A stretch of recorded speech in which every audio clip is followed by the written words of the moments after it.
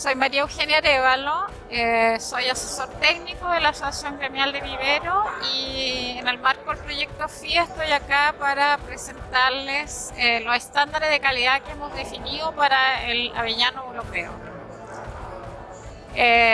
Vamos a partir mencionando que existen 5 tipos de plantas dentro del grupo de plantas que se producen y se comercializan para esta especie. La primera planta que se definió en el proyecto fue la planta de origen cepada, engordada un año, que se comercializa a raíz desnuda. ¿Ya?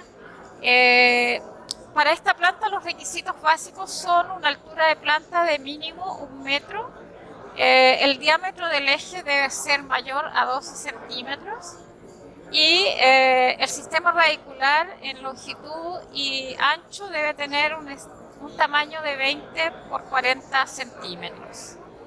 Se espera que en esta planta tengamos un cubrimiento de corona de por lo menos un 80%. La segunda planta que se comercializa, que es parte de los productos que se hacen con el avellano europeo, es la planta de origen cepada, que se vende directamente de la cepada a raíz desnuda. Esta planta, lógicamente, se le exige un mínimo de calidad en donde el diámetro, la altura principal, es de 60 centímetros. Y el diámetro,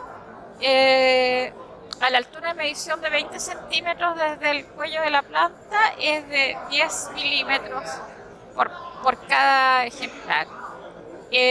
Para esta planta se exige un sistema radicular que tenga un tamaño de 15 centímetros de alto y de 20 centímetros de ancho. Siempre el cubrimiento de la corona se pide que tenga mínimo un 80% de cubrimiento de corona. Hay una tercera planta, que es la planta de origen cepada, que se engorda un año y se produce en contenedores. Esta planta también tiene una exigencia, que es el volumen del contenedor, en donde nosotros estamos pidiendo que al menos esta planta se trabaje en un contenedor de 2 litros. La altura de esta planta mínima exigida es de 40 centímetros y el diámetro no puede ser menos de 8 milímetros.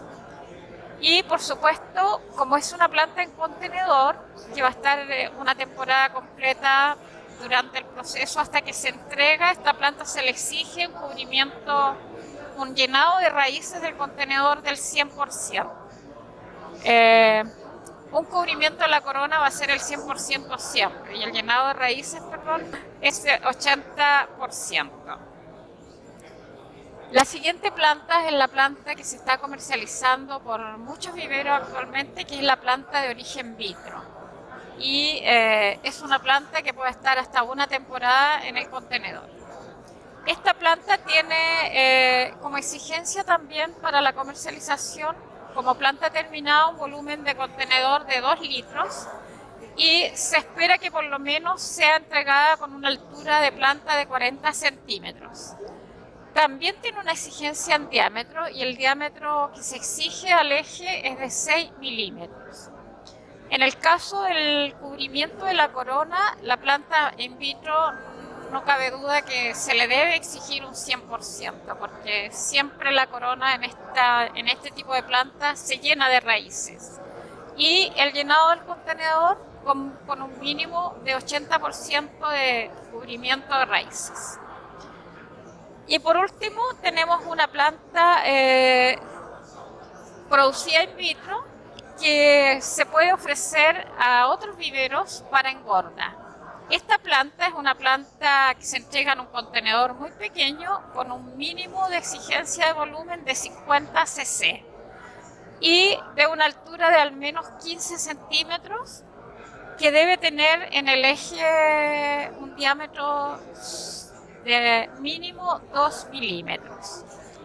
Y bueno, esos son los 5 tipos de plantas que son los que actualmente se comercializan en esta especie. Entonces,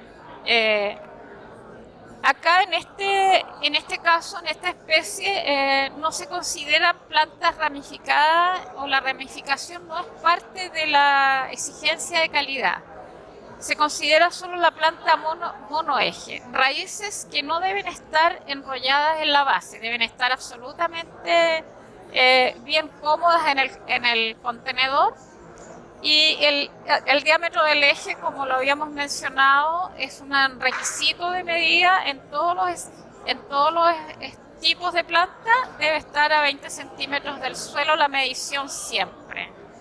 O desde el sustrato al eje 20 centímetros, esa es la zona donde se mide en las plantas terminadas.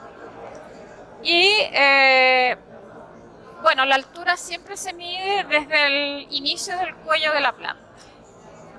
Esos serían los estándares.